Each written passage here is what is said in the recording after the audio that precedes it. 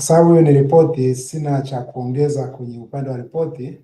Labda nachoweza kuhakikishia tu wasikilizaji na watu ambao hawajajiunga kwenye hii mifuko, kama Amy alivyoripoti kwamba tunaona senti. Kwa hiyo hata 10,000, 20,000, 50,000 na siku kama ile leo ya weekend unaweza ukakata ile budget ya kunywa bia ukarusha huko 20,000. Una 100,000 ya rusha. Kwa sababu hakuna sehemu yote ambayo unaweza ukaweka 100,000 ukapata asilimia kama hizo 12, 13, 14. Kwa hiyo ni mifuko ambayo kwa kweli ni mifuko ambayo inaweza ikakuza ikaanzisha safari yako ya kukuza ya kufanya upate financial security.